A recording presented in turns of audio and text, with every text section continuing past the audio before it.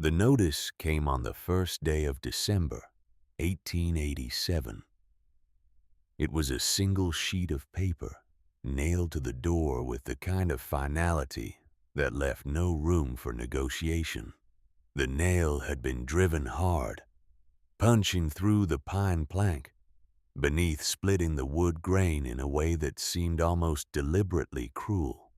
Marlowe Brennan stood in the doorway of the company shack, her breath forming small clouds in the frigid air, and read the words 3 times before their meaning truly penetrated. By order of Blackstone Mining Company. Vacate premises by sunset December 3rd. No exceptions. 48 hours. The Montana Territory stretched out before her in every direction, a landscape of white and gray, and the kind of cold that had weight to it. Physical presence.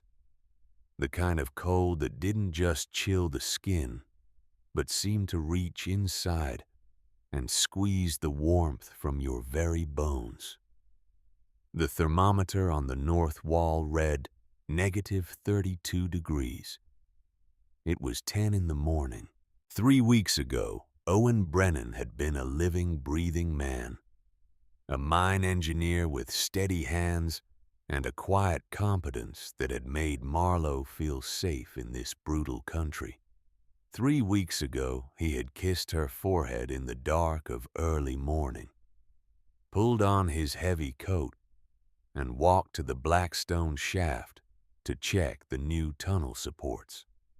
3 weeks ago, a section of ceiling that should have held firm had instead collapsed, bringing down 3,000 pounds of rock and timber in the space of a single heartbeat. They had brought his body home wrapped in canvas. Now the company wanted their house back. Marlowe pulled the notice from the door, folded it carefully, and placed it in the pocket of her wool coat. The gesture was deliberate, controlled. She would not cry. She would not rage. She would do what her father had taught her all those years ago in a different country, in a different life. She would think. The town of Iron Creek was not large. 200 souls, perhaps, scattered among 40-odd structures that clung to the eastern slope of the Bitterroot Range like barnacles on a ship's hull. It was a mining town born from gold fever and sustained by the hard labor of men who believed that wealth could be pulled from stone if you were willing to bleed for it. The company owned everything: the mine, the mill, the land, the houses. When you stopped being useful to the company stopped housing you. Marlowe was 28 years old, a widow with no children, no family, and no prospects, in a town where a woman's value was measured primarily by which man she belonged to. She had Owen's last pay, $43 in silver coin. She had his tools still neatly arranged in the wooden chest he had built. She had their few possessions: a small iron stove, 2 chairs, a table, a bed frame, 3 cooking pots, a set of woolen blankets, and a leather-bound journal that had belonged to her father. And she had knowledge, the kind of knowledge that most people in Iron Creek would have called worthless. Old-world knowledge. European superstition dressed up in fancy words. But it was the kind of knowledge that had kept her father alive through winters that had killed harder men. And it was the kind of knowledge that was now circling in her mind like a hawk over a field looking for the opportunity to strike. She walked through the shack one more time, cataloging. The walls were pine logs 8 inches thick at their widest point, chinked with mud and moss. Well built by frontier standards, Jacob Cordell's work like most of the structures in town. Cordell was the master builder, the sawmill owner, the man who understood wood the way other men understood horses or cards or scripture. His cabins were considered the finest in the territory. Marlowe placed her hand flat against the interior wall. It was cold to the touch, not frozen but cold, despite the small fire burning in the stove. Despite the fact that she had been feeding that stove steadily since dawn, the wood was warm where the stove's radiance touched it directly. But 6 inches away, the surface temperature dropped to barely above freezing. The heat was being stolen, conducted away through the logs, radiated into the infinite cold of the Montana winter, lost to the void. Her father's voice came to her then clear, as if he were standing in the room. A wall that cannot hold heat is not a wall, Leibchen. It is merely an expensive way to feel less cold. She closed her eyes and let the memory come. Germany. The Black Forest. 1871. She had been 12 years old. Heinrich Brennan had been a forester, but not the kind who simply cut trees and counted board feet. He was a master of the old tradition, trained in methods that stretch back centuries, when the forests of Europe were not just resources, but living systems that had to be understood, respected, and carefully managed. He knew trees the way a physician knows the human body. He could read the landscape like a book, seeing in the arrangement of growth rings and the pattern of branches a story of drought and plenty of fire and flood, of the slow, patient struggle of life against entropy. That winter had been particularly brutal. Marlowe remembered it as a season of white and gray, of ice forming on the inside of windows, of breath that froze in the air and fell to the ground like snow. The village where they lived had been preparing for famine. The crops had failed. The livestock were dying, and the people were burning through their firewood at an alarming rate, heating their homes with an increasingly desperate fury that seemed to make no difference against the relentless cold. Her father had taken her into the forest on a day when the temperature had dropped so low that the trees themselves were cracking, splitting open with sounds like gunfire as the sap inside them froze and expanded.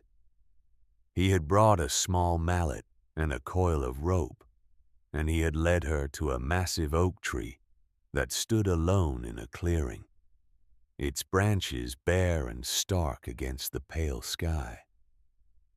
"Watch," he had said. He had struck the tree with the mallet. Not hard, just a firm tap against the bark. The sound that came back was wrong. Not the solid thunk of healthy wood, but a deep resonant boom. A hollow sound. The sound of an empty space. "The heart is gone," Heinrich had explained, running his thick fingers over the bark. "Fungus ate it away decades ago. The loggers call this rot. Worthless, but they are fools." He had shown her the signs, the shelf-like growths on the north side of the trunk, the fruiting bodies of the fungus that had consumed the tree's center, the way the bark had grown in strange swirling patterns around the base, compensating for the internal decay. The small opening no wider than a man's fist hidden among the roots. "The tree lives," he had said. "The cambium layer, the sapwood. These are what carry water and nutrients. The heartwood is structural, yes, But a tree can survive 100 years with a hollow core. And that hollow Liebchen, that hollow can save a man's life. He had cleared the opening, enlarging it enough for a person to squeeze through, and they had gone inside together. Marlowe remembered the shock of it, the way the world changed the moment they passed through that narrow entrance. Outside, the wind had been a living thing, a predator that tore at exposed skin and stole breath from lungs. Inside the tree, the wind dropped to nothing. The temperature rose, not to warmth, not to comfort, but to something bearable, something survivable. The cavity had been perhaps 6 feet across the walls, thick and fibrous. The ground covered in a soft bed of rotted wood pulp. Her father had explained it to her in terms she could understand. "The walls of our house are this thick," he had said, holding his hands a foot apart. "Maybe a little more. They are wood, yes, but thin wood. The cold moves through them like water through a sieve. But these walls," he had gestured to the massive curved interior of the tree, "these walls are 3 feet thick, maybe 4. The wood is dense, full of air pockets. The cold cannot move through it easily. It is trapped on the outside, and the warmth, when we bring warmth, it is trapped on the inside." He had built a small fire on a flat stone in the center of the cavity. The smoke had found its way out through cracks and fissures in the wood above natural chimneys that drew with surprising efficiency. And as they sat there, as the fire burned down to coals, Marlowe had felt the heat sinking into the wood around them, the walls themselves becoming warm, not hot, but warm, radiating back the heat they had absorbed, holding it, storing it like a battery stores electrical current. They had stayed in that tree for 2 days and nights, while the worst of the cold snap passed. Her father had used less than a dozen logs to keep them comfortable when their neighbors back in the village were burning through cords of wood in a desperate attempt to stay alive. "This is thermal mass," Heinrich had told her, his hand resting on the warm wood. "The English words do not capture it properly. It is not insulation alone, though the wood insulates. It is storage. A reservoir. You pour heat into it slowly, and it gives that heat back to you slowly. A thin wall, it cannot store heat. It can only try to block the cold, and it fails. But a thick wall, a wall with mass, it becomes a partner. It works with you, not against nature." When they had emerged from the tree and returned to the village, several families had not survived. The old, the young, the sick. They had frozen in their beds despite fires that had burned all night. Heinrich's lessons were lost on most of them. They saw his methods as strange, foreign, unnatural. But Marlowe had learned. She had written everything down in a journal, carefully recording her father's teachings. The mathematics of thermal mass, the principles of heat storage and release, the way to read a tree's structure from the outside, to know without cutting whether the core was sound or hollow. That journal had crossed the Atlantic with her when her family immigrated in 1878, fleeing the famines and economic collapse that were tearing through Central Europe. It had survived the journey west, the years of struggle, Owen's death. It was in her pocket now, along with the eviction notice. Marlowe opened her eyes and looked around the shack one more time. Jacob Cordell's finest work, 8-inch logs carefully notched chinked with precision. It would kill her in a week. She needed a tree. The second day of December broke cold and clear, the kind of crystalline morning where the air itself seemed to crack when you breathed it. Marlowe packed a small canvas sack with the essentials for a day's journey. Dried meat hardtack, a canteen of water that she kept close to her body to prevent freezing her father's journal, and a small mallet from Owen's toolbox. She told no one where she was going. The town was already awake, smoke rising from every chimney in thick, desperate columns. Wood smoke had a smell to it, and in Iron Creek it was the smell of survival. The kind of sharp, resinous scent that spoke of pine and spruce being consumed at an alarming rate. Marlowe had done the mathematics in her head. At current consumption rates, the town's wood supply would last until mid-February. Maybe. If they were lucky. If the winter didn't get worse. But Montana winters always got worse. She walked east away from the main cluster of buildings following the creek drainage toward Blackthorn Canyon. It was a route she had taken once before about a month ago, gathering kindling in an area where the deadfall was plentiful, and the company didn't mind if you took what you needed. She had seen the tree then, noticed it the way you notice something massive and out of place, something that doesn't quite fit the pattern of the landscape. The trek took 2 hours through snow that came up to her knees in places. The cold was absolute. The kind of cold where you could feel your eyeballs starting to freeze in their sockets, where the moisture in your nose turned to ice crystals with each breath. She wrapped a wool scarf around her face and pushed on following the frozen creek bed, her boots breaking through the crust with each step. Blackthorn Canyon was a narrow defile carved by centuries of water erosion, sheltered on 3 sides by steep rock walls that blocked the worst of the prevailing winds. The trees here grew larger than in the exposed areas, protected from the constant battering of the wind, able to reach heights and girths that would have been impossible on the open slopes. And there at the far end of the canyon stood the cottonwood. It was massive, not in the way that a young tree is tall, but in the way that ancient things are massive.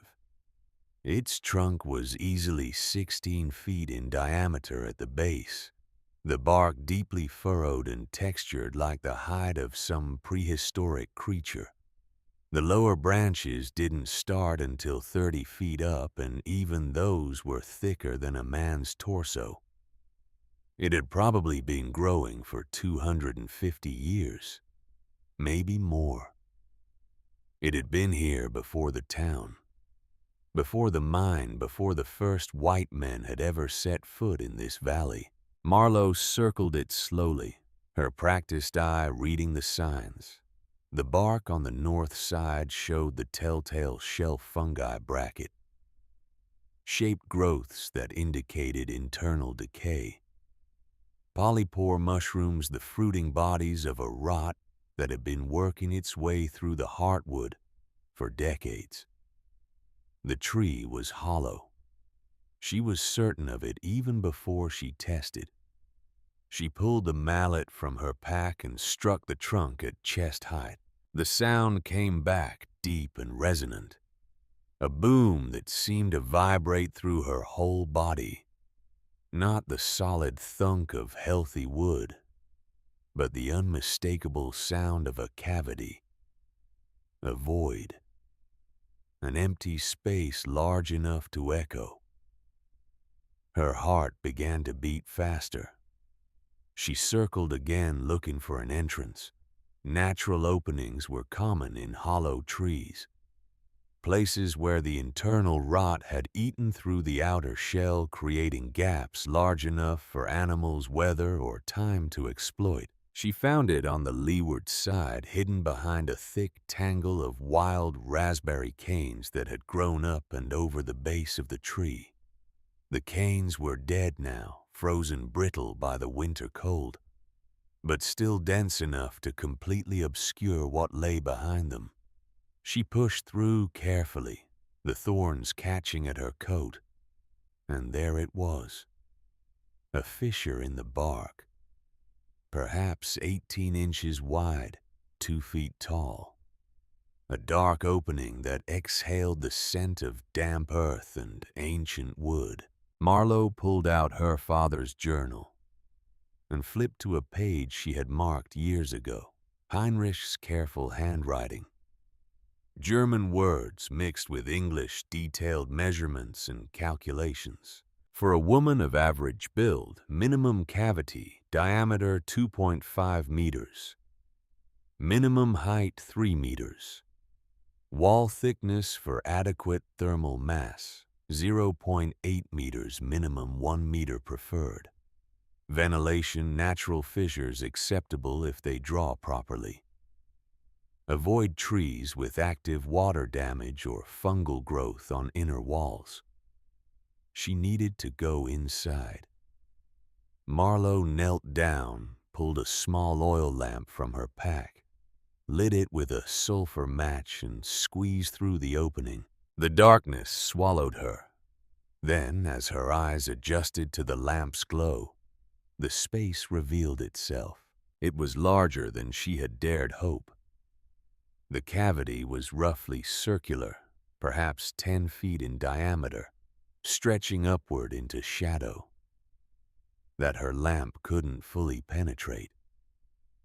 She held the light high and estimated at least 12 feet of vertical space, possibly more. The walls were thick, fibrous, covered in the soft, punky texture of wood in various stages of decay.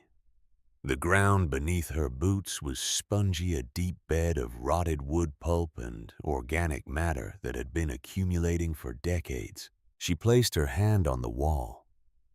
It was damp, but not wet. Cool, but not frozen. The temperature inside was noticeably warmer than outside. Not by much, maybe 10 degrees, but enough to matter. Enough to make the difference between survivable and lethal. The air smelled of earth and wood and something else. Something old. The smell of deep time, of processes that worked on scales longer than human lifetimes. This tree had stood through wars and plagues and the rise and fall of nations. It had been here when Lewis and Clark passed through this territory. It had been here when the first trappers came seeking beaver pelts. It had watched the world change around it with the patient indifference of something that measures time in centuries. And now, it would save her life. Marlowe sat down on the spongy floor, her back against the curved wall, and allowed herself one moment of pure relief. One moment where the crushing weight of her situation lifted just enough to breathe. She had a tree. When Marlowe emerged from the cottonwood an hour later, she found Jacob Cordell waiting for her.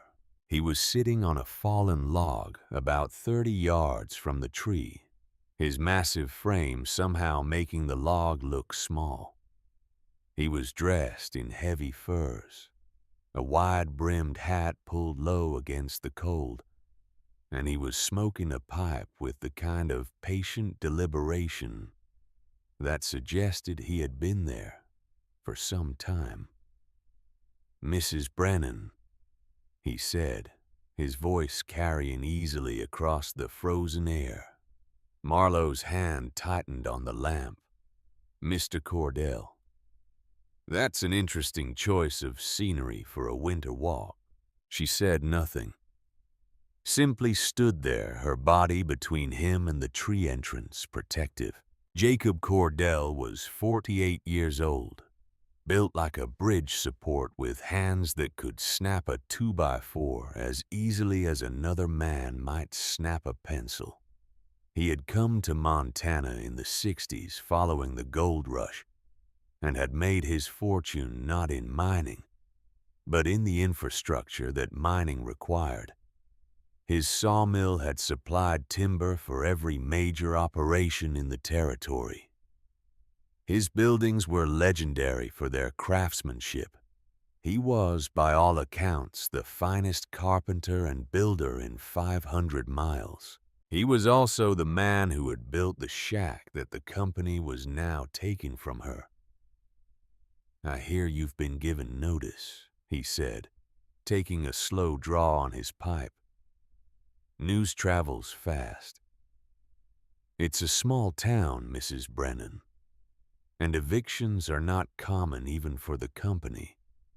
They want people to think they take care of their workers' families." He paused. Of course, that care has limits. Marlowe felt the anger rising in her chest, but pushed it down. "Did you come to offer sympathy, Mr. Cordell?" "No." He stood, knocking the ash from his pipe. "I came to offer you something more useful. Advice." "I'm listening." "There's a wagon heading east to Omaha in 5 days. Supply run.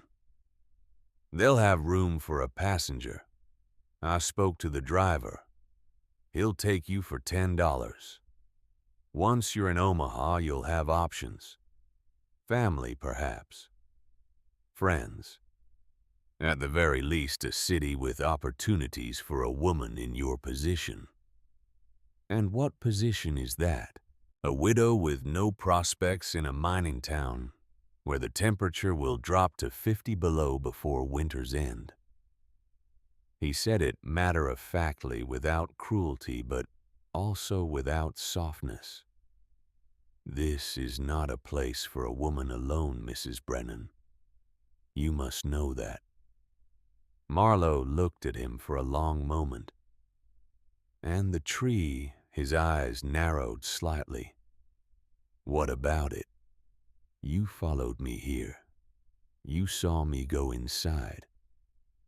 You're not a stupid man, Mr. Cordell. You know why I'm here." A long silence stretched between them. Finally, Jacob Cordell smiled. It was not a warm smile. "You're thinking about living in that tree." "Yes." "You'll be dead in 3 days." "Will I?" He walked closer, his boots crunching on the frozen snow until he was near enough that she could see the frost in his beard, the cold, weathered lines around his eyes. He looked at the cottonwood, then back at her. "Mrs. Brennan, I have been building in this territory for 23 years. I understand wood. I understand shelter. I understand what keeps a person alive when the mercury drops and the wind starts to blow.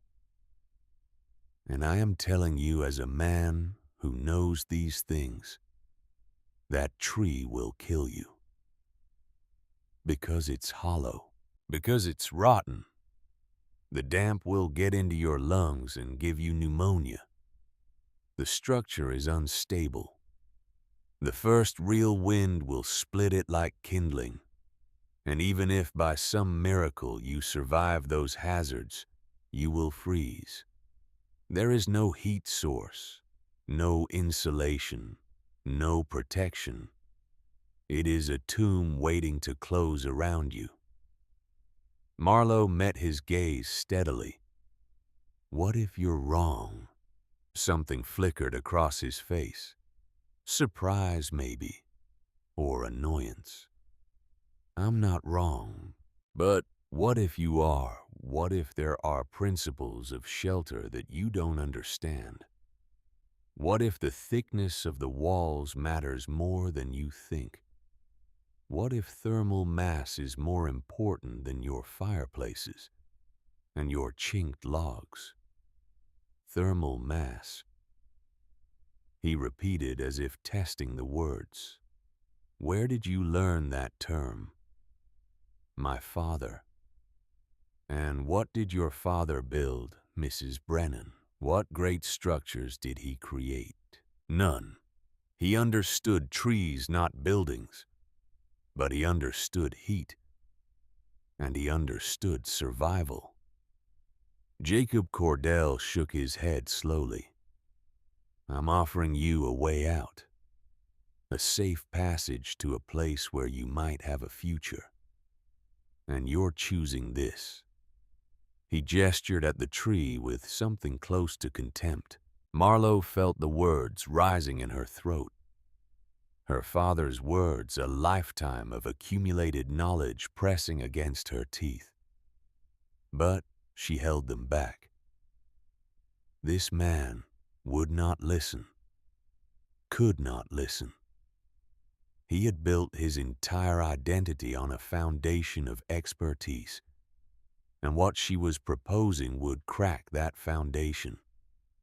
Instead, she said simply, Thank you for your concern, Mr. Cordell, but I'm staying. He studied her for a long moment, his expression unreadable. Then he nodded once. Very well.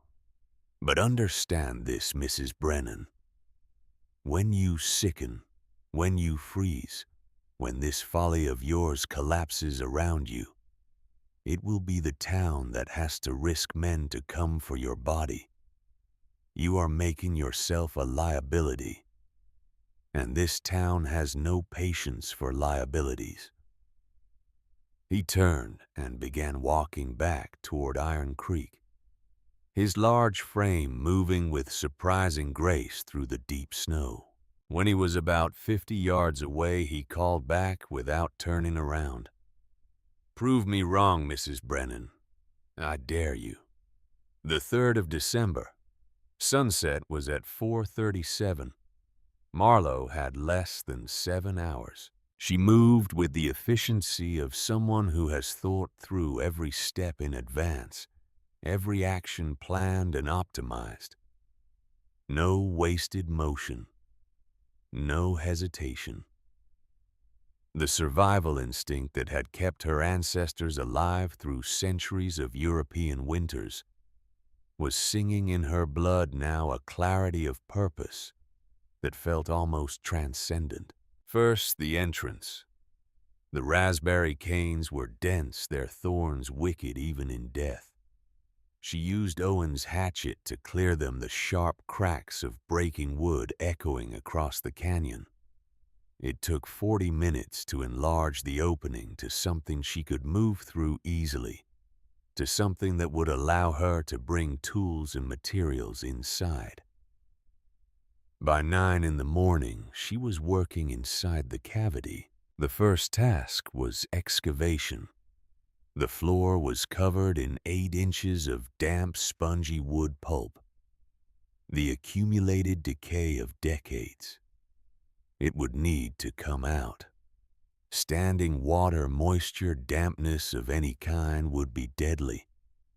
She needed a dry floor, a solid foundation. She had brought a small folding spade from Owen's tool collection. It was designed for prospecting, for digging test holes in creek beds. But it served her purpose.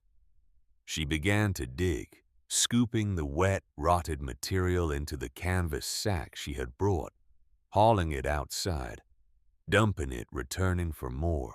The work was brutal. Within an hour, her arms were shaking. Within 2 hours, her back was screaming. But she kept moving, kept digging, driven by the knowledge that when the sun went down, she would either have shelter or she would die. As she dug deeper, the material became less wet. 6 inches down, it was merely damp. 8 inches down, she hit something solid. Roots. The massive intertwined root system of the cottonwood, a dense mat of living wood that spread out beneath the tree like a foundation. She had reached bedrock in tree terms. The floor was now roughly level, perhaps 10 feet in diameter. Exposed roots creating a naturally uneven but solid surface. It would do. Second task, thermal flooring. Bare roots would leach heat from her body. She needed insulation from the ground itself. There was a creek bed 50 yards from the tree, frozen now but still accessible. Flat stones, water smoothed and relatively uniform in size, could be pried from the ice. She began the work of gathering them, carrying them back to the tree in bundles wrapped in canvas, laying them out across the root system in an interlocking pattern. It took 4 trips.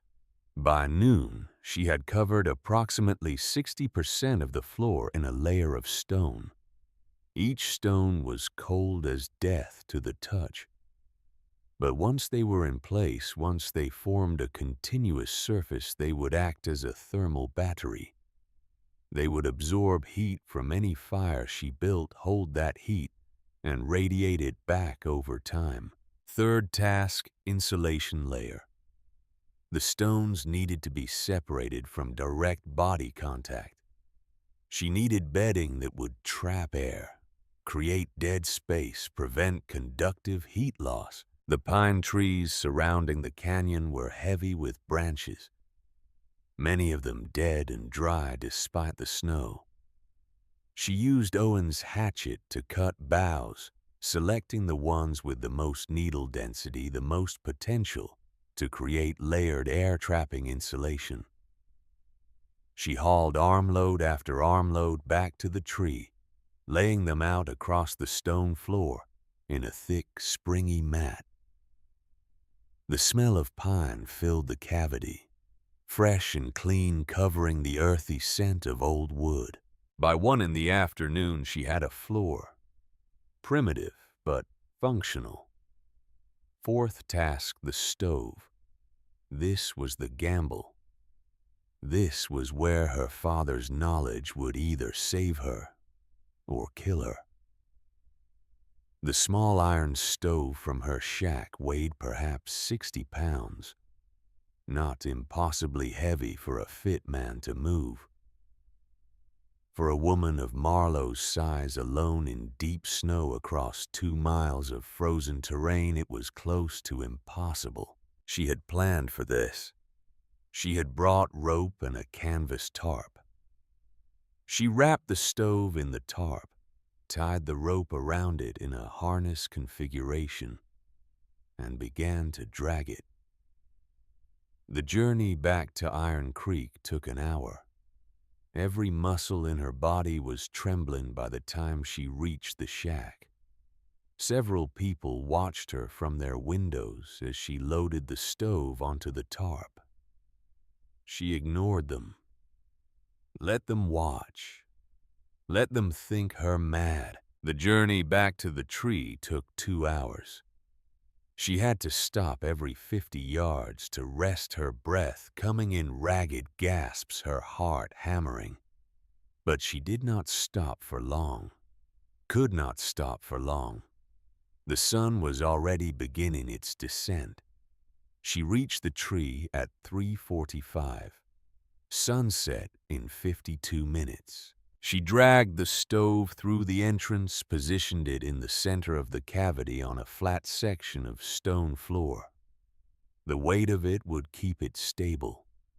The stone beneath it would protect the roots from direct heat. Fifth task, the flue. Without ventilation, any fire she built would kill her faster than the cold. She had noticed on her first exploration that the cavity was not sealed at the top.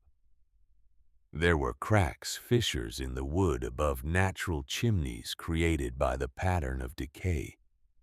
But they needed to be improved, optimized.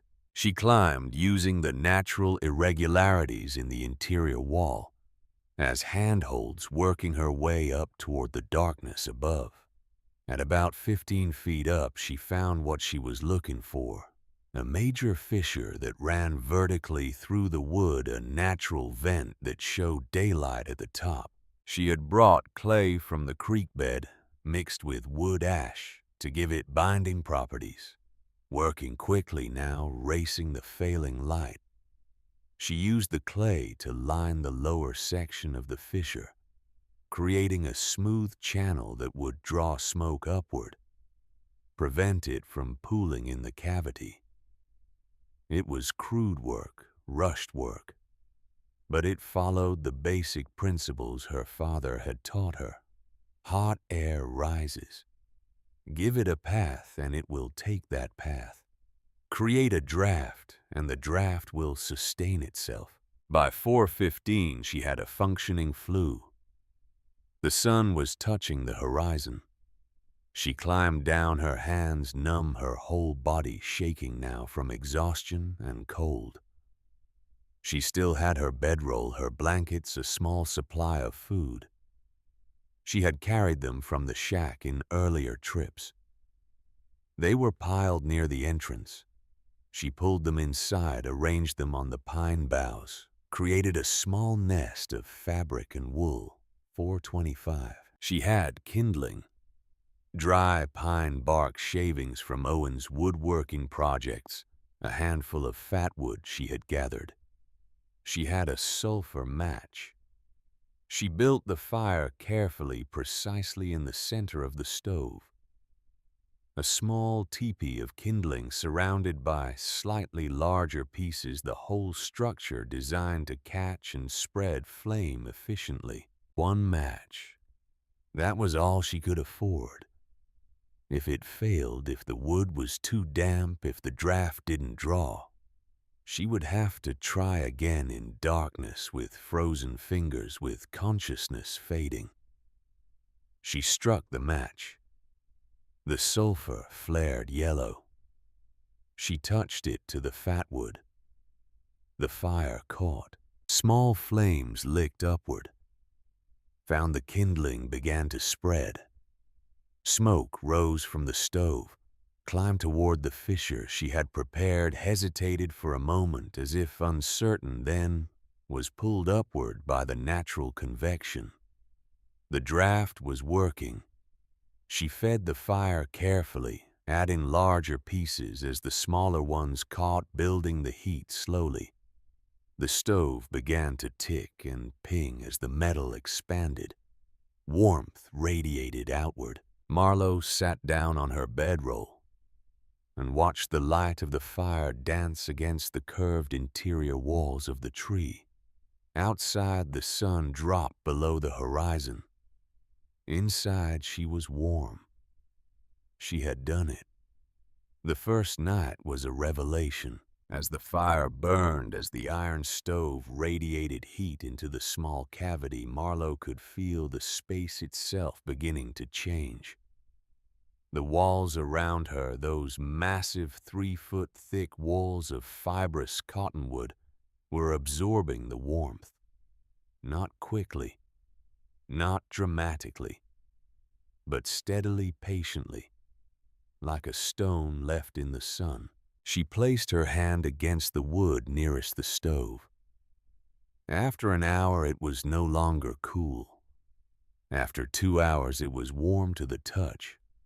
Not hot, but genuinely warm. The heat was soaking into the cellular structure of the wood, being stored in the mass of the tree itself. This was what her father had tried to explain to the villagers in Germany. This was what they had not understood. A thin wall has no memory. Heat passes through it, and when the heat stops, the wall returns immediately to the temperature of the surrounding air. But a thick wall, a wall with mass, accumulates heat, stores it, becomes a reservoir of thermal energy that continues to radiate long after the fire has died. By midnight, Marlowe let the fire burn down to coals. She was experimenting now, testing the system. How long would the heat last? How much would the temperature drop? She watched the thermometer she had hung on the wall.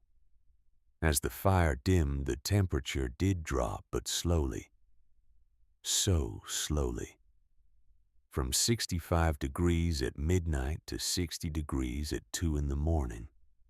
From 60 to 55 by 4. At dawn, when she woke, the interior of the tree was still 48 degrees. Outside, the thermometer she had placed near the entrance read -38. 86 degrees of difference. And she had used exactly 3 logs of firewood. In her old cabin with Jacob Cordell's excellent construction, she would have burned 20 logs to maintain half that temperature differential. The mathematics were undeniable. Over the next week, Marlowe refined her shelter with the precision of an engineer and the instinct of an artist. She discovered that the clay lining on the interior walls made an enormous difference.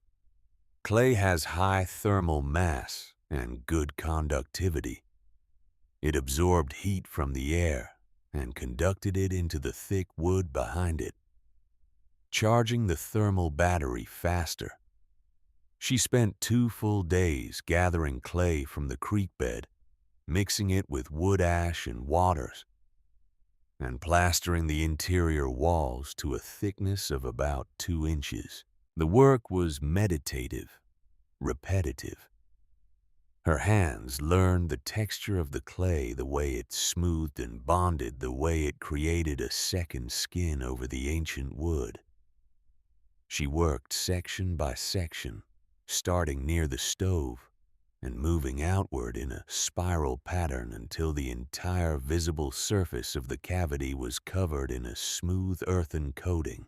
When the clay dried, she built a larger fire than usual and observed what happened. The clay warmed quickly, and that warmth penetrated deep into the wood behind it. The tree was becoming a heat sink, a massive thermal reservoir that could store days' worth of warmth. She improved the entrance. The simple opening she had cleared was functional, but it allowed cold air to spill in whenever she entered or left. She needed an airlock, a buffer zone. She wove a door from willow branches she cut from the creek, creating a flexible mat that could be pulled aside from the inside. Then, she built a second barrier just outside the entrance using packed sod and snow, creating a small vestibule that trapped cold air before it could reach the main cavity. The difference was immediate. Heat loss through the entrance dropped by more than half. She carved niches into the soft interior wood at various heights, creating natural shelves for storing food tools and supplies. The punky wood cut easily with a knife, and the niches added both functionality and visual interest to what was becoming less a survival shelter and more a dwelling. She experimented with fire management. She learned that 3 medium-sized logs burned slowly with careful damping of the stove's air intake would keep the interior comfortable for 16 hours.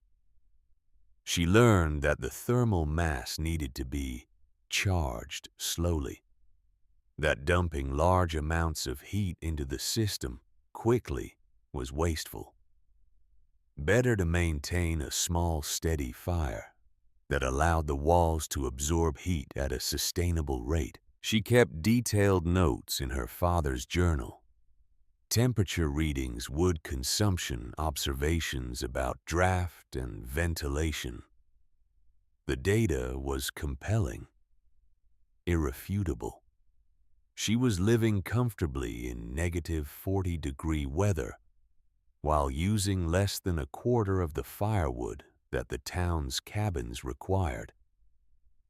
On the 7th day, December 10th, she made a fateful decision. She would invite witnesses. She walked back to Iron Creek in the early afternoon, her face wind-burned but healthy, her eyes clear. People stared as she passed.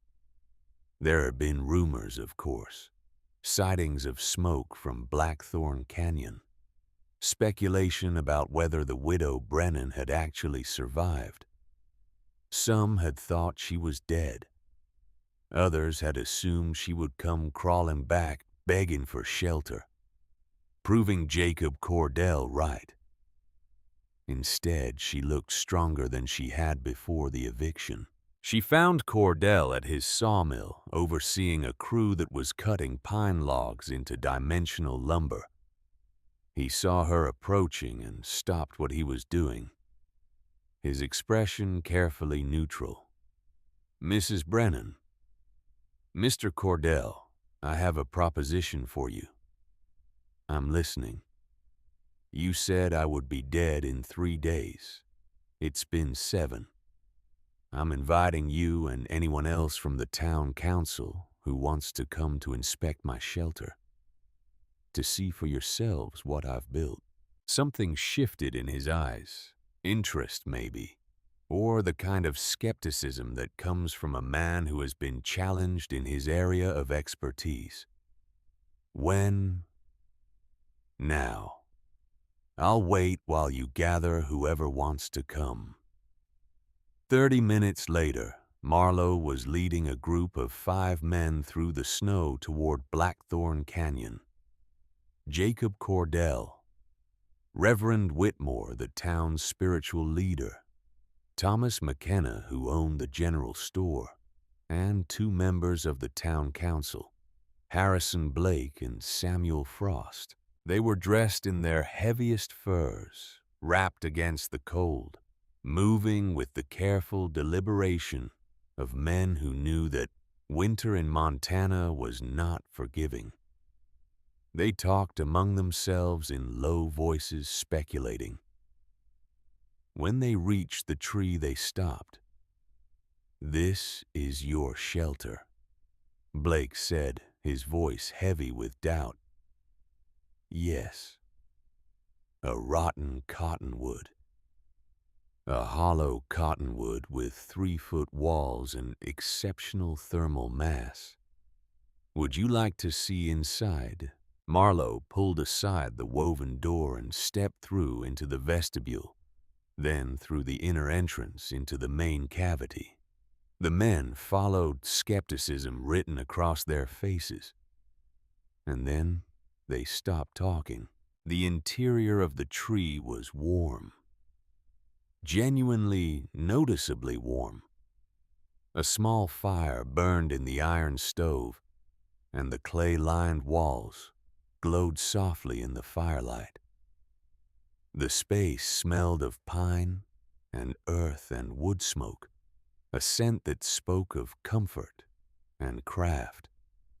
The floor was solid, the ceiling high enough to stand in comfortably. Niches in the walls held supplies and tools. It looked less like a desperate survival shelter and more like a home. Reverend Whitmore walked to the nearest wall and placed his hand against it. His eyes widened. "It's warm." "Yes," Marlowe said. "The walls themselves hold heat. It's called thermal mass. The thickness of the wood allows it to absorb and store warmth from the fire. When the fire dies down, the walls continue to radiate that heat for hours." Jacob Cordell was circling the space, his expert eye taking in every detail. The floor construction, the clay lining, the flue system, the careful placement of the stove. She could see him doing calculations in his head, comparing what he was seeing to what he knew about cabin construction. Finally, he spoke. "How much wood are you burning?" 3 to 4 logs per day." A long silence. Everyone in the room knew what that meant. The cabins in Iron Creek were burning 20 to 30 logs per day and they were still cold. "That's impossible," McKenna said. "It's not impossible. It's thermal mass. The thin walls of a cabin cannot store heat. They can only try to block the cold and they fail. But these walls," she placed her hand on the clay surface, "these walls are a reservoir. I charge them slowly with heat from the fire, and they give that heat back to me over time." Thomas McKenna pulled a thermometer from his coat pocket. He was a careful man, a man who believed in measurements. He hung it on one of the wall niches and they all watched the mercury climb. 58 degrees. Outside it was negative 42. 100-degree temperature differential maintained with a fire that was barely more than coals. Samuel Frost shook his head slowly. "This shouldn't work." "But it does," Marlowe said quietly. Jacob Cordell was still circling, still examining. He knelt down and looked at the stone floor. The pine bough insulation, the way she had created layers of thermal protection. He stood and studied the flue system, the way the smoke drew cleanly upward through the natural fissure she had improved with clay. When he finally turned to face her, his expression was complex, not quite respect, but something close to it. A man confronting evidence that challenges everything he thought he knew. "You built this in 7 days. I built the basics in 7 hours. The rest has been refinement. And you learned this from your father." "Yes." He nodded slowly, then looked at the other men. "Gentlemen, I believe we need to have a conversation." They filed out of the tree back into the brutal cold and stood in a rough circle in the snow. Marlowe joined them, waiting. Finally, Jacob Cordell spoke, his voice carrying across the frozen air. "Mrs. Brennan, I came here expecting to find a woman freezing to death in a rotten tree. Instead, I find engineering that I do not understand. Heat management that makes my cabins look primitive. And I find myself in the uncomfortable position of having to admit that you were right and I was wrong." The other men shifted uncomfortably. This was not something Jacob Cordell said often. "However," he continued, "being right about this particular shelter does not change the fundamental problem. You are a woman alone in a country that will kill you the moment you make a mistake. This tree may work now, but what about when the real storms come? What about the blizzards? What about when the temperature drops to 50 below and stays there for a week?" Marlowe met his gaze steadily. "Then I will survive them the same way I'm surviving now. With knowledge, with preparation, with an understanding of principles that you have not yet learned." "Principles I have not yet learned," he repeated, and there was something dangerous in his voice now. Not anger, but pride. Wounded pride. "Yes. You're saying that I, a man who has built in this territory for over 2 decades, do not understand shelter as well as you do." "I'm saying that you understand one kind of shelter, fighting the cold with barriers and fires. My father taught me a different approach, working with the cold, using mass and time and the properties of materials to create systems that are more efficient than anything you've ever built." The silence that followed was profound. Finally, Harrison Blake cleared his throat. "Mrs. Brennan, regardless of the merits of your shelter, you must understand the position the town is in. We cannot have our able-bodied men risking their lives to rescue you when this folly fails. And it will fail. Perhaps not today, perhaps not this week, but eventually, nature will win. It always does." "Nature isn't winning here," Marlowe said quietly. "I'm not fighting nature. I'm understanding it. There's a difference." Reverend Whitmore stepped forward, his weathered face kind but firm. "My dear woman, I admire your spirit. But pride is a sin, and this tree is pride made manifest. You are tempting fate, and when fate answers, it will be the community that suffers the consequences." Marlowe looked at each of them in turn. These men who had decided her fate without consulting her. These experts who could not see past their own expertise. She took a breath and made her final statement. "Gentlemen, I am not asking for your approval. I am not asking for your help.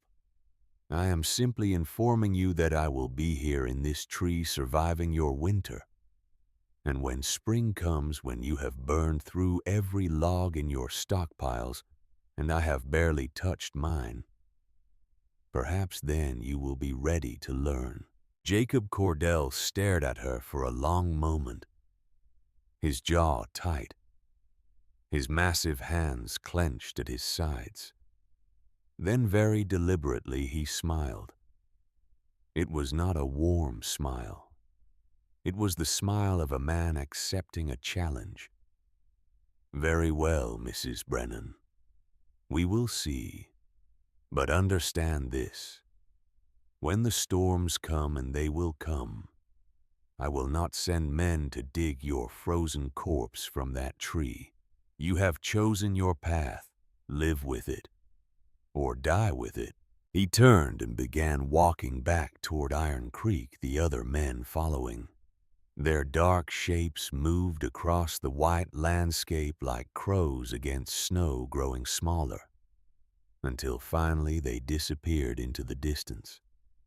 Marlowe stood alone in Blackthorn Canyon in front of her hollow tree and felt the weight of what she had done settle onto her shoulders. She had burned her bridges. She had challenged the town's foremost expert in front of witnesses. She had claimed knowledge that contradicted everything they believed about survival in this brutal country. Now she would have to prove it. She turned and walked back into the tree. The warmth enveloped her like an embrace. The fire crackled softly in the stove. The walls radiated their stored heat, patient and steady. Outside, the temperature was dropping as night approached.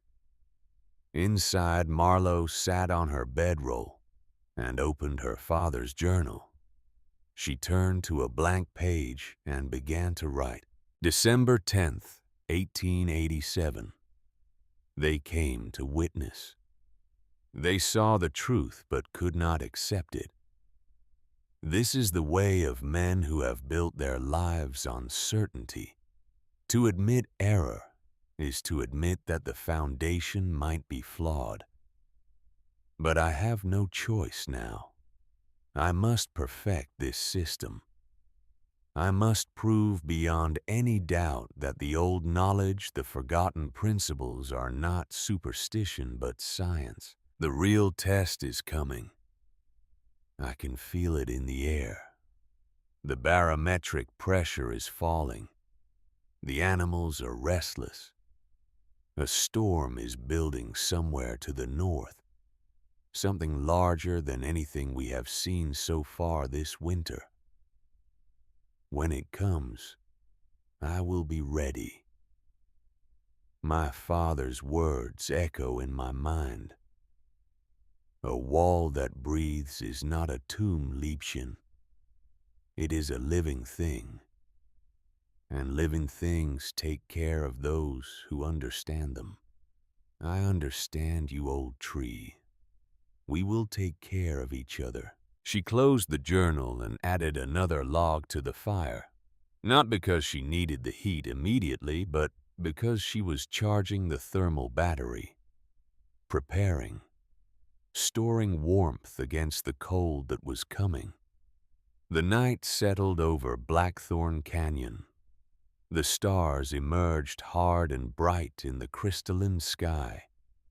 The temperature dropped to -47 degrees. Inside the hollow heart of the cottonwood, Marlowe Brennan slept warm and dreamless, cradled in 3 feet of living wood that held the summer's sunlight and gave it back as winter's comfort.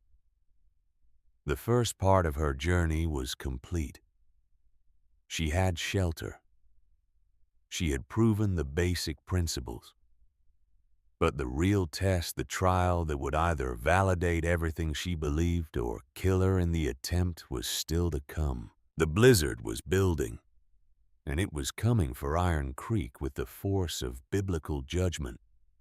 The cold descended in mid-December like a predator that had been circling, waiting for the right moment to strike. It was not the gradual descent of temperature that the settlers of Iron Creek had learned to expect. It was a sudden, vicious drop that seemed to suck the warmth from the very air itself. On the morning of December 15th, the thermometer outside Marlowe's tree read -12 degrees. By evening, it had fallen to -38. By midnight, -45, and there it stayed. For 16 days, the temperature did not rise above -40. The sun, when it appeared at all, was a pale disk that provided light but no warmth. The sky turned a hard, crystalline blue that hurt to look at.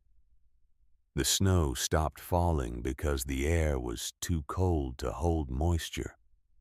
Instead, ice crystals formed directly from the water vapor, creating a fine, glittering dust that hung suspended in the stillness. The town of Iron Creek began to burn. Not literally, though. There were those who later said it might have been kinder if it had. No, Iron Creek burned through its carefully hoarded wood supply with the desperate fury of people who understood that the alternative to burning was freezing. Every cabin, every structure, every dwelling became a furnace that consumed timber at a rate that would have seemed impossible just weeks before. Smoke rose from 40 chimneys in thick black columns. The smell of it hung over the town like a pall. Pine and spruce and cottonwood all burning, all being converted from solid matter into heat and ash, and the faint hope of survival. In his fine cabin at the center of town, Jacob Cordell stood before his massive stone fireplace and fed it logs with mechanical precision. The fireplace was his masterwork, a structure of fitted stone and careful masonry that drew perfectly, that radiated heat with admirable efficiency. He had built it himself, had designed it based on principles he had learned from a master mason in Colorado, had installed it with the pride of a craftsman who knows his work is excellent.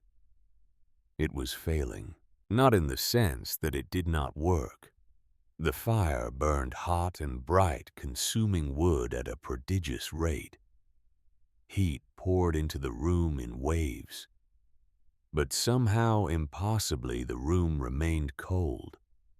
The walls were coated on the inside with a fine layer of frost. Touch one of the logs that formed the outer wall even near the fireplace, and your hand would stick to the frozen wood. The heat was being stolen faster than it could be generated.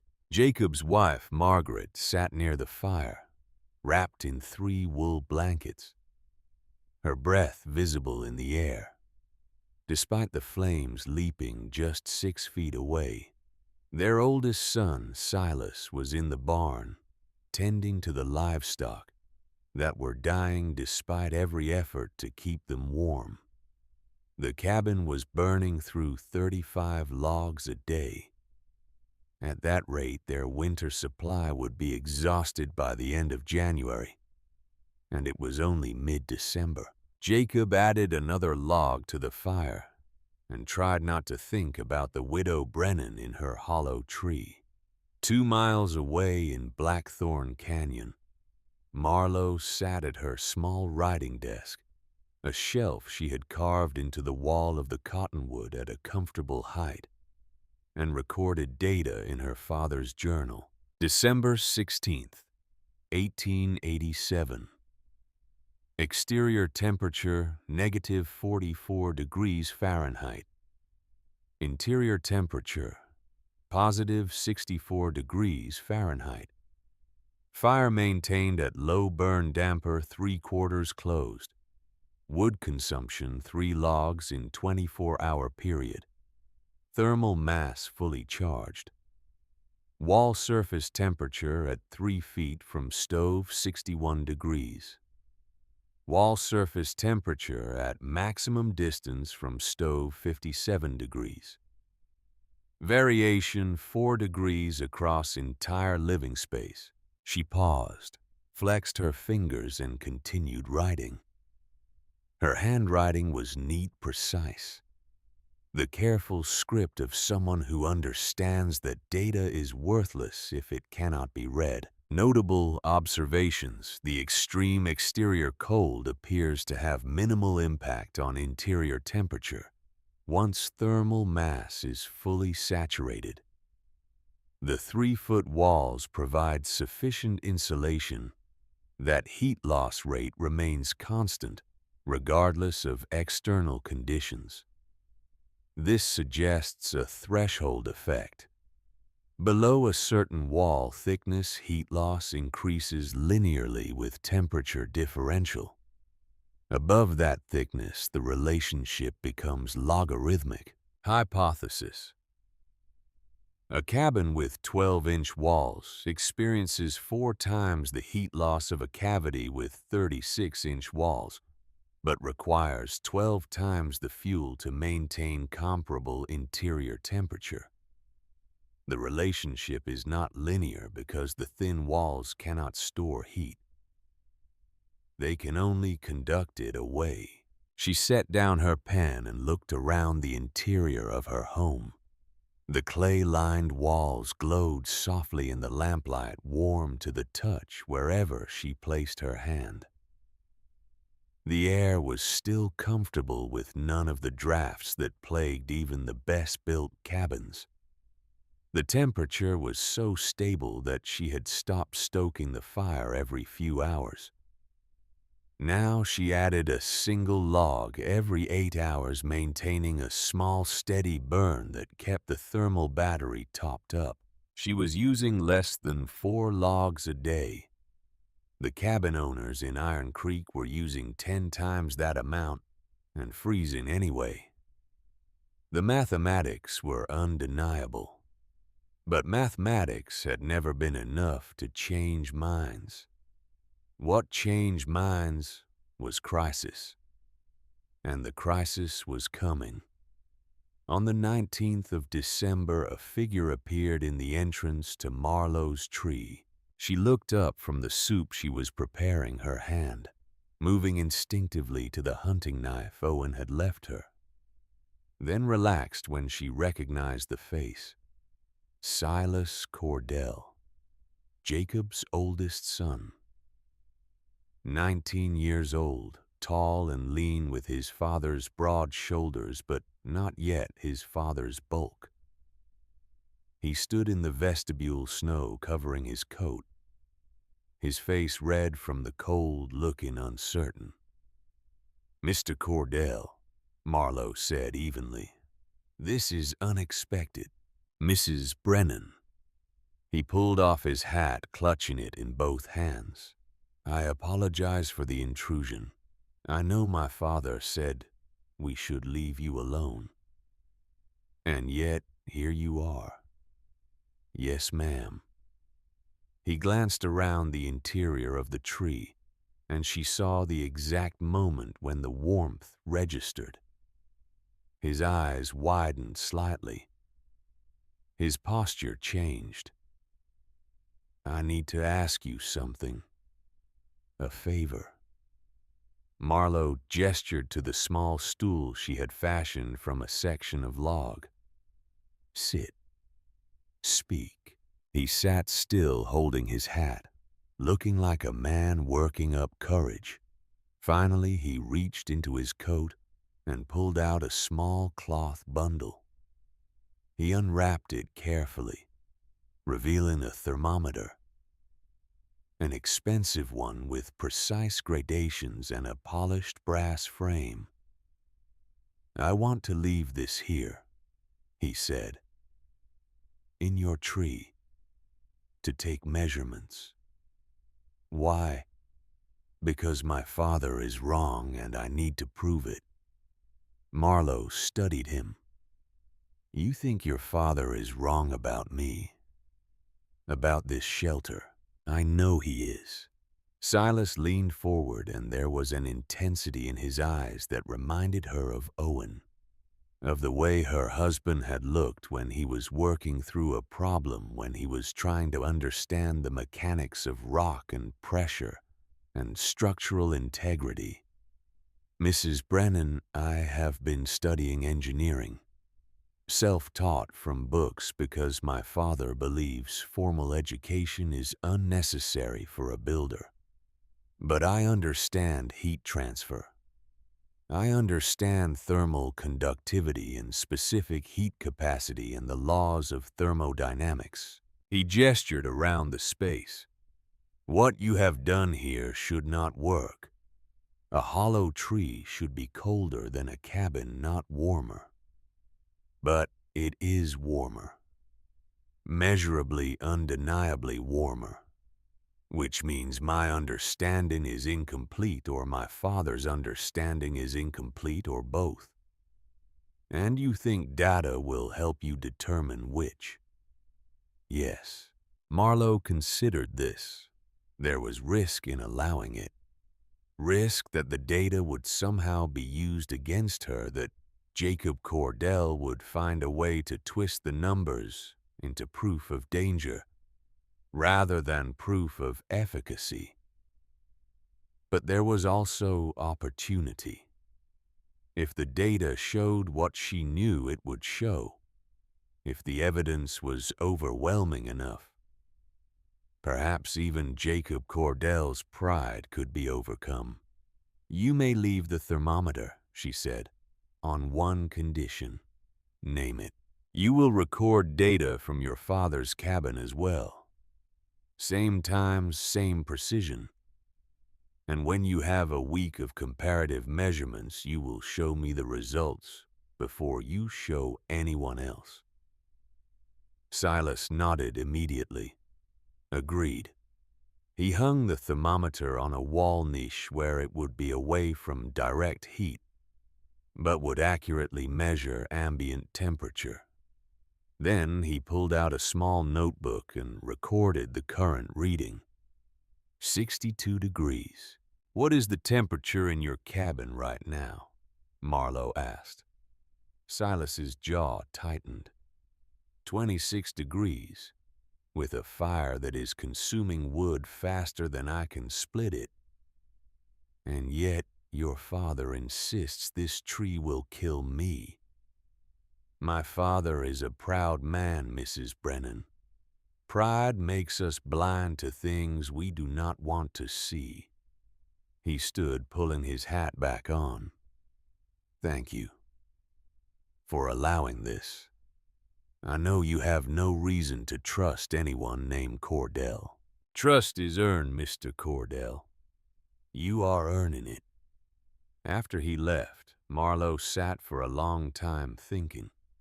The boy was bright. brighter than his father, perhaps, or at least more open to ideas that challenged his assumptions. If Silas could be convinced, if he could become an advocate, it might create a crack in the wall of certainty that surrounded Jacob Cordell. Or it might create a rift between father and son that would never heal. Either way, the data would tell the truth. For the next week, Silas Cordell became a man possessed by numbers. He recorded temperature readings every 4 hours in both locations. He measured wood consumption with obsessive precision, counting logs, weighing them when possible, calculating the total mass of fuel being converted to heat. He noted wind conditions, cloud cover, barometric pressure. He filled page after page of his notebook with figures that painted an increasingly undeniable picture. On the evening of December 26th, he appeared at Marlowe's tree again. His notebook clutched against his chest like a sacred text. She let him in and he sat without being asked, spreading the notebook open on his lap. "The data is conclusive," he said without preamble. "Over 7 days of continuous measurement, your average interior temperature has been 63.2 degrees. Our cabin's average interior temperature has been 24.7 degrees. You have used an average of 3.8 logs per day. We have used an average of 34.1 logs per day." He looked up at her, and there was something almost like desperation in his eyes. "You are maintaining an interior temperature 38 degrees warmer than ours, while using 1/9 the fuel. The efficiency ratio is beyond anything I have ever encountered in the literature. It should not be possible. And yet it is. Yes. And I need to understand why. I need you to explain it to me in terms that I can measure, that I can replicate, that I can prove to my father." Marlowe stood and walked to the wall of the tree. She placed both hands flat against the clay surface. "Put your hands here. Tell me what you feel." Silas crossed to her, placed his hands on the wall beside hers. His eyes widened.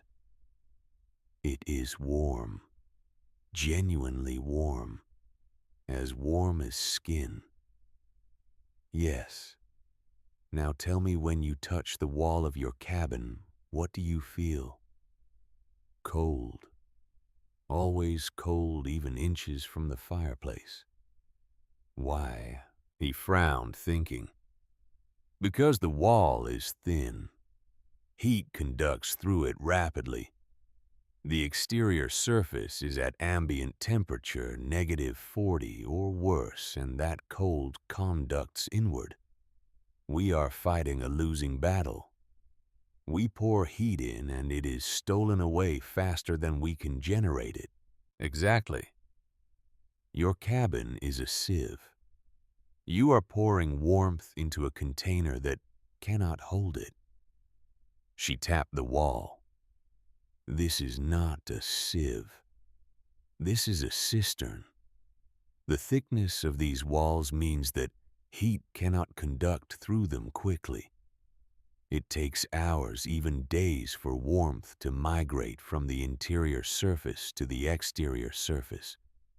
And during that migration, the heat is absorbed into the mass of the wood itself." She pulled him to the stove, gestured to the small fire burning there. "I am not heating the air in this cavity directly. I am heating the walls. The walls then heat the air. The air is merely the medium of transfer. The walls are the reservoir." Silas was staring at her with the expression of a man who has just glimpsed a truth that reorganizes his entire understanding of the world. Thermal mass. You mentioned it before, but I did not understand. You are using the tree itself as a heat storage device. Yes. And because the walls are so thick, because the thermal mass is so large, the system has inertia. It resists change. Once it is warm, it stays warm.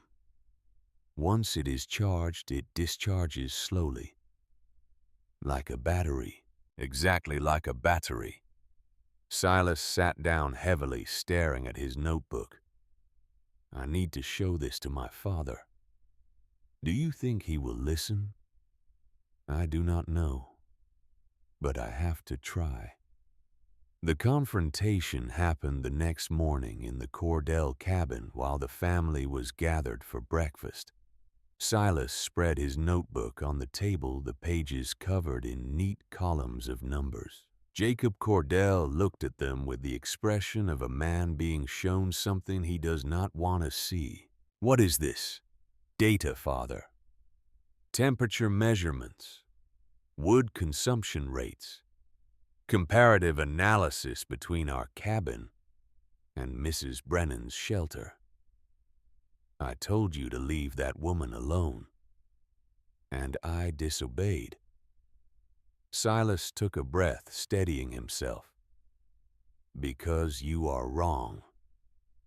The silence that followed was profound. Margaret Cordell froze with a spoon halfway to her mouth. Jacob Cordell's face went very still. What did you say to me? I said you are wrong. About the tree. About Mrs. Brennan.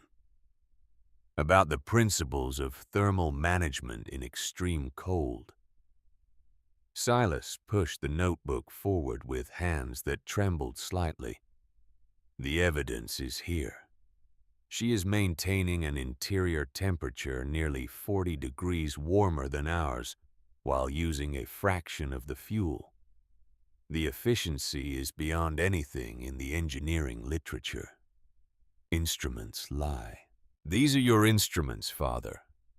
The thermometer you use in the mill. The scales you use to weigh timber. Your own tools telling you that your understanding is incomplete. Jacob stood slowly, his massive frame seeming to fill the small room. When he spoke, his voice was low and controlled, which was somehow more frightening than if he had shouted. You are telling me that a woman living in a rotten tree knows more about shelter than I do. A woman with no training, no experience, no understanding of construction. I am telling you that she understands principles that you do not. Thermal mass, heat storage. The difference between blocking cold and absorbing warmth. Get out. Silas blinked. Father, get out of my house. If you believe that woman over me, if you trust her superstitions over my 23 years of experience, then you have no place under my roof. Margaret gasped. Jacob, no. He is just trying to help. He is calling me a fool in my own home. Jacob's voice was low, dangerous. I will not tolerate it. Silas stood gathering his notebook with shaking hands. He looked at his father for a long moment, and something passed between them. Not just anger, but grief. The terrible understanding that some bridges once burned can never be rebuilt. Very well, Silas said quietly. But when the storms come, when your wood runs out and your family freezes, remember that I tried to show you the truth. He walked out into the negative 40-degree morning and did not look back. That night he appeared at Marlowe's tree with a pack on his back and desperation in his eyes. I need sanctuary, he said simply. Marlowe pulled him inside without a word. The first week of January brought something new to Montana. Not cold, they had cold already. Not snow, they had seen snow. What came was a silence, the kind of silence that comes before earthquakes, before avalanches, before the world breaks open and reshapes itself. Old Ephraim Wolf felt it first. He was 78 years old, had survived winters that had killed younger men, had seen storms that had buried entire camps under 20 feet of snow. He had come to Montana in the 1850s when it was still genuine wilderness, and he had learned to read the land the way other men read newspapers. On the 8th of January, he rode into Iron Creek on a mule that was as old and weathered as he was, and he went directly to the town meeting hall. "Storm comin'," he announced to anyone who would listen. "Big one. Biblical. I have seen the signs." The men who gathered around him were skeptical. The weather had been stable for days. Cold, yes, but clear. The kind of cold you could plan for, prepare for, survive. "What signs?" Jacob Cordell asked. He had come to the meeting hall to discuss wood rationing, a measure that was becoming increasingly necessary as the town's supply dwindled. Ephraim pulled out a small leather case and opened it, revealing a barometer. An antique thing, brass and glass, probably worth more than everything else the old man owned combined. The mercury level was visible through the glass. "This," Ephraim said, "been falling for 3 days. Not fast, but steady. And this morning it dropped like a stone. I have never seen it fall so fast, not in 50 years of watching." Jacob looked at the instrument. Barometric pressure was not something he paid much attention to, but he knew the basics. Falling pressure meant a storm system moving in. Rapidly falling pressure meant a strong storm. "How strong?" Thomas McKenna asked. "Stronger than anything you have seen," Ephraim said flatly. "This is the kind of storm that old-timers talk about. The kind that becomes legend. It will hit sudden, and it will hit hard, and anyone caught out in it will die. I came to warn you. Prepare like your lives depend on it, because they do." The town meeting that followed was tense and fractious. Some believed Ephraim. Others thought he was an old man seeing shadows. Jacob Cordell listened to the arguments and made a decision based on his experience and his understanding of risk management. "We will harvest emergency firewood," he announced. "Every able-bodied man will spend the next 3 days cutting and hauling. We will double our stockpiles. If the storm comes, we will be ready. If it does not, we will have surplus for the rest of winter. Either way, we prepare." The motion passed. The town mobilized. On the 10th of January, the temperature rose.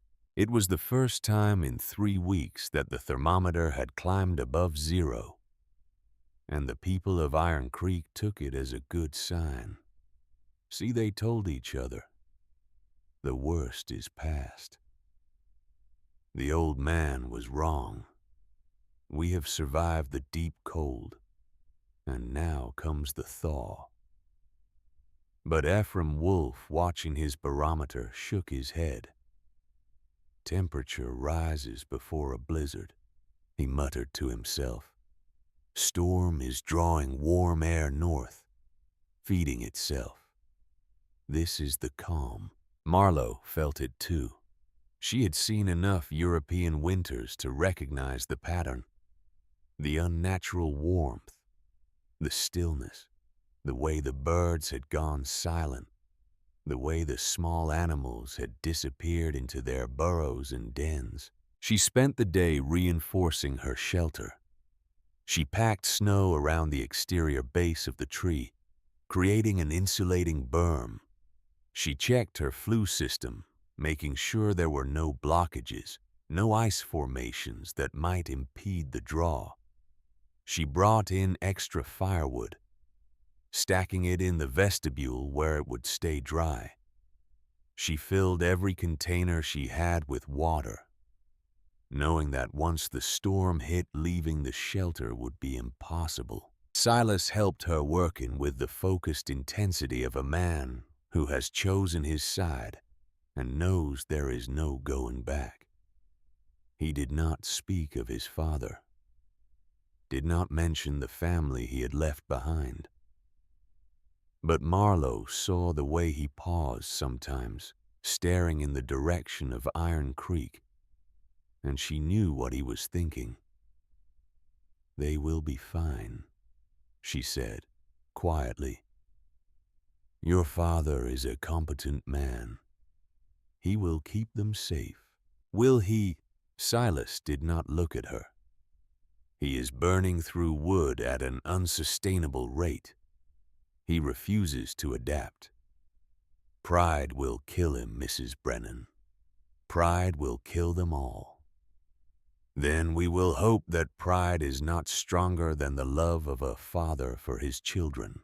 By the evening of January 11th, the temperature had risen to 15 degrees above zero, positively balmy by Montana standards. People in Iron Creek opened their doors, stepped outside without their heaviest furs, marveled at the warmth. At midnight, Ephraim Wolf's barometer hit a level he had never seen before.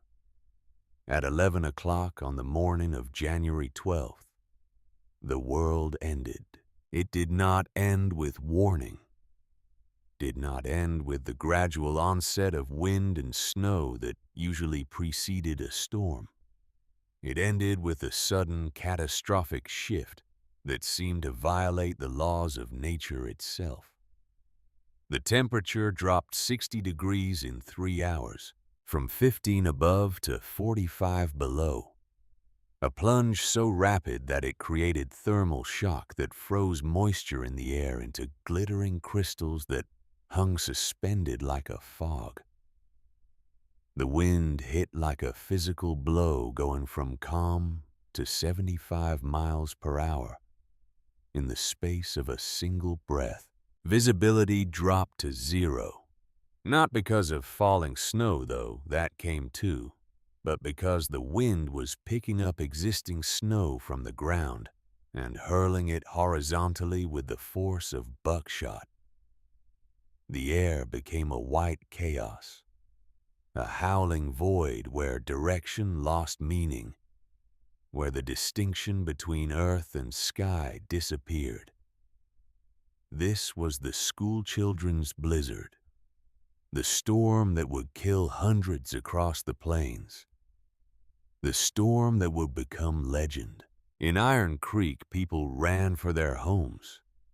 Those who were caught outside in the first moments, who had been walking between buildings, or tending livestock, or gathering wood, found themselves lost in a whiteout so complete that they could not see their own hands. Some made it to shelter by following walls, by feeling their way along fence posts and rails. Others wandered into the open and were never seen alive again. Inside the Cordell cabin, Jacob stood before his fireplace and began to feed it wood with grim determination. The wind was finding every crack in his chinking, every tiny gap in his construction. Snow dust was seeping in, covering the floor in a fine white powder, despite the fire raging just feet away. Margaret sat near the hearth, wrapped in blankets. The interior temperature, which had climbed to a comfortable 40 degrees during the brief warmth, was already dropping. 35 degrees, 30, 28. Jacob added more wood. The flames leaped higher. The heat should have been overwhelming, should have driven them back from the fire. But instead, it was being stolen. Sucked away through the walls, through the roof, through every surface that separated inside from outside. He could see frost forming on the interior logs, could see his breath crystallizing in the air, could feel the cold radiating from the walls like heat radiates from a stove, but in reverse, a dark mirror of warmth. This was impossible. This could not be happening. He had built this cabin to the highest standards, had used the best techniques, had created what he believed to be the finest shelter in the territory. And it was failing. 2 miles away in Blackthorn Canyon, Marlowe and Silas sat in the gentle warmth of the cottonwood and listened to the storm. It was a distant sound filtered through 3 feet of wood, transformed from the shrieking chaos of the outside world into a deep, resonant hum. A vibration more than a noise. The tree itself was absorbing the acoustic energy, dampening it, turning the fury of the blizzard into something almost peaceful. Marlowe had lit a fire in the stove, but kept it small. The thermal mass was fully charged from weeks of careful management. The walls were radiating heat with the steady patience of a thing that has absorbed warmth and now gives it back. The interior temperature held steady at 58 degrees. She sat at her desk and wrote in her journal. Silas sat nearby, reading from one of Owen's old engineering manuals by lamplight. Outside, the world was tearing itself apart. Inside, they were warm and safe and calm. The storm raged for 3 days, 72 hours of unrelenting wind and cold and snow. 72 hours where the temperature never rose above -50, where the wind never dropped below 60 miles per hour, where stepping outside meant death within minutes. In Iron Creek, the battle for survival became desperate. The Cordell cabin, like all the cabins in town, became a frozen hell. Jacob burned wood in a fury, feeding the fireplace constantly, but the interior temperature continued to drop. 40 logs a day, 50, 60. The wood pile that was supposed to last until March was disappearing like snow in summer. By the second day, the interior temperature had stabilized at 18 degrees. Just 18 degrees despite a fire that consumed wood faster than 3 men could split it. The walls were coated in frost an inch thick. Water left in cups froze solid. Breath formed ice on blankets and beards. Margaret developed frostbite on her fingers despite never leaving the cabin. On the 3rd day, Jacob heard a sound from upstairs that made his blood run cold. Silence. His youngest son had stopped crying.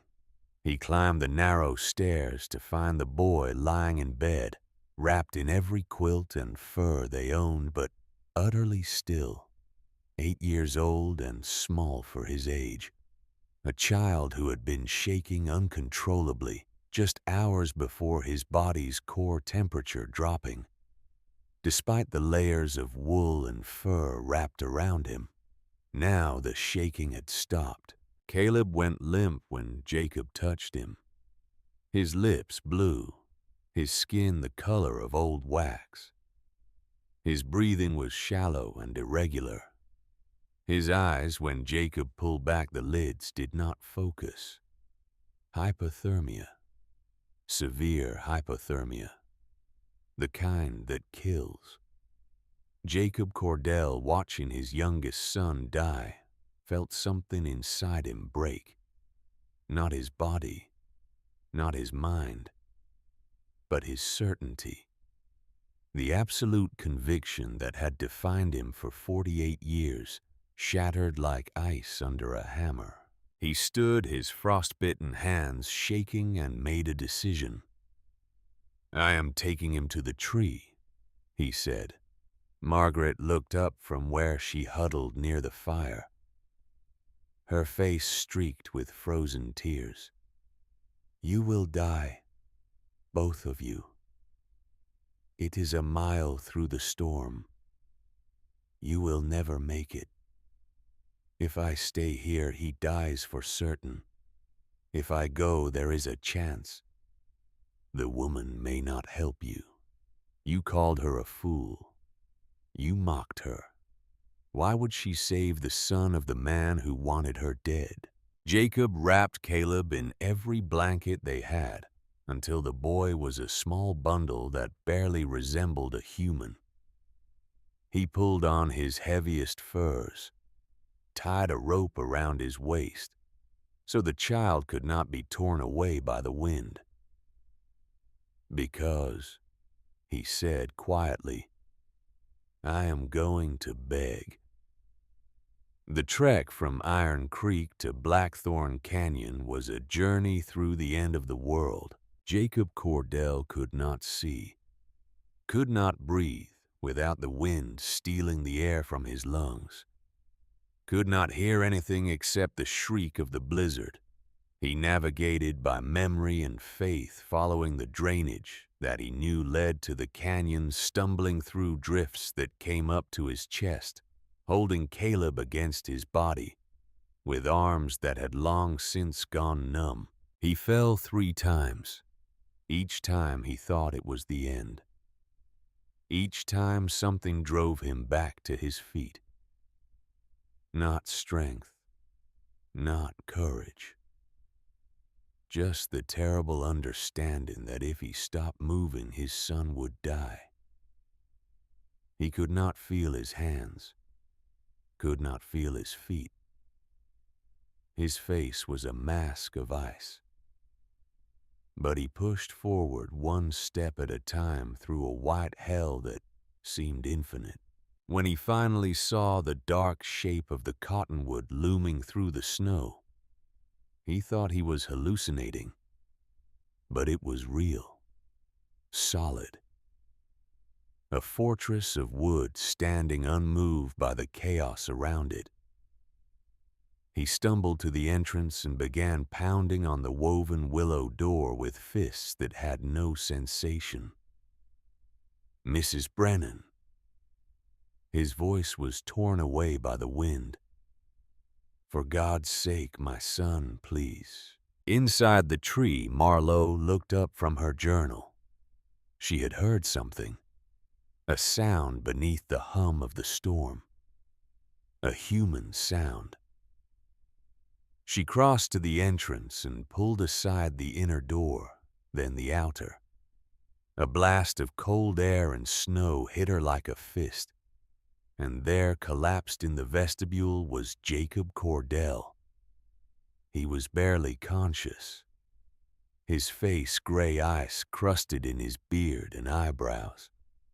In his arms, wrapped in blankets, was a small bundle that was not moving. Marlowe made her decision in an instant. She grabbed Jacob by the coat and hauled him inside with strength she did not know she possessed. The bundle came with him. She sealed the doors behind them, cutting off the storm, and pulled them both into the main cavity. Jacob collapsed onto the floor, still clutching the bundle. "My son," he whispered. "Please, save my son." Marlowe unwrapped the blankets with quick, efficient movements. The child beneath was small pale, his lips blue-black. He was not breathing. She had seen this before, in Germany when her father had pulled a child from a frozen river. She knew what to do. She stripped the boy naked, ignoring the shocked gasp from Jacob. Wet clothing would kill him faster than cold. She wrapped him in her own warm blankets, the ones she had been sleeping in, the ones that held the heat of the tree. She held him against her body using her own warmth as a transfer medium. Then she began to massage his limbs, forcing circulation, driving blood back toward the core. She worked his arms, his legs, his torso with firm, rhythmic pressure.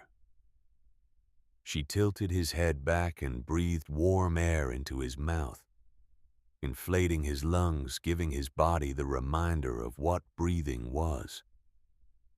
Silas appeared beside her, his face pale. Is he? Not yet. Warm water.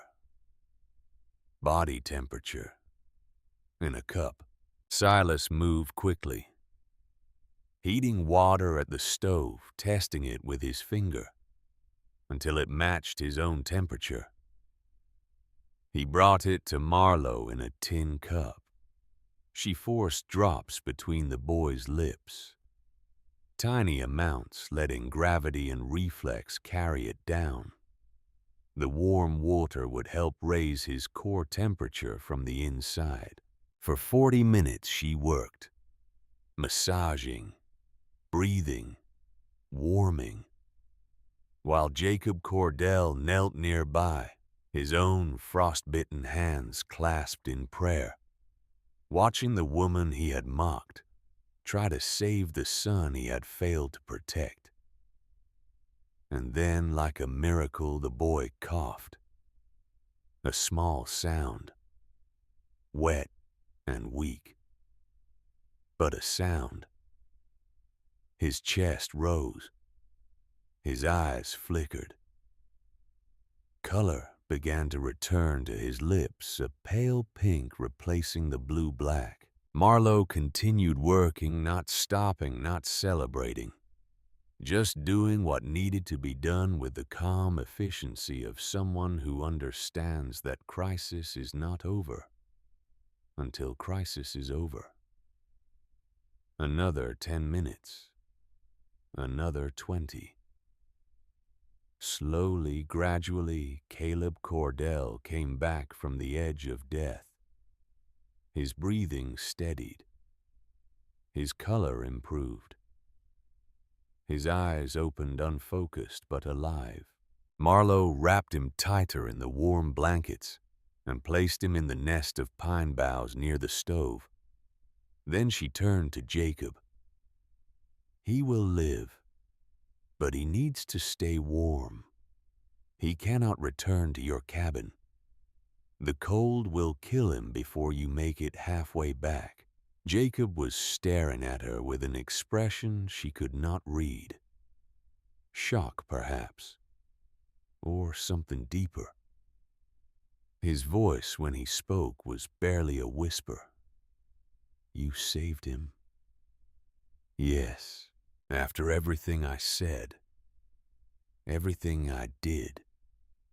You saved him. I did not save him to punish you, Mr. Cordell. I saved him because that is what one does.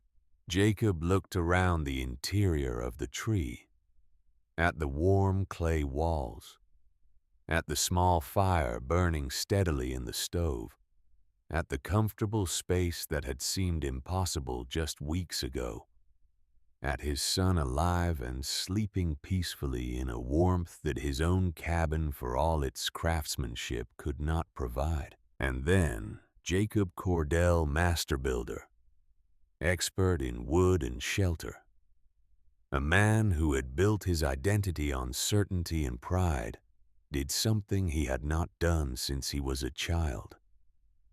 He wept. great shuddering sobs that shook his massive frame. He knelt on the floor of the tree, his frost-bitten hands covering his face, and cried with the abandon of a man whose world has been destroyed and rebuilt in the space of 3 days. Marlowe